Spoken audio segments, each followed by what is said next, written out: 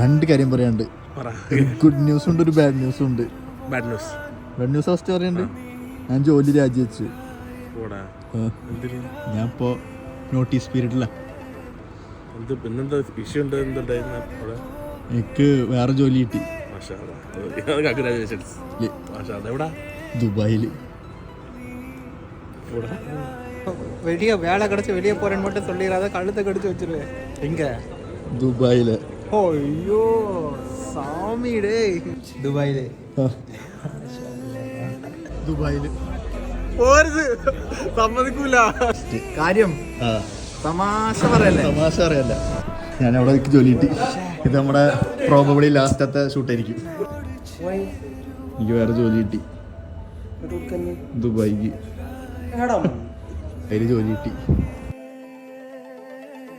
ഒരു സമയത്ത് ഒറ്റക്കായി എന്ന് തോന്നിയിടത്തൊന്ന് കൂടെ കൂട്ടിയ ചെക്കന്മാരാണ്. അവരൊക്കെ വിട്ടു പോകാൻ വിഷമമുണ്ട്, ഒരുപാട് വിഷമമുണ്ട്. കാരണം എൻ്റെ ലോൺലിനെസ് എല്ലാം മാറ്റി എന്നെ പഴയ ഞാനാക്കിയ ചെക്കന്മാരാണ്. അപ്പോൾ ഇനി ഞാൻ ഒമാനിലേക്ക് തിരിച്ചു വരുന്നുണ്ടെങ്കിൽ അതിൽ ഡെഫിനറ്റായിട്ടും ഇവന്മാരും ഒരു കാരണം കൂടിയാണ്. ഇവരായിട്ടുള്ള സൗഹൃദം എന്തായാലും ഞാൻ മിസ് ചെയ്യും. അപ്പോൾ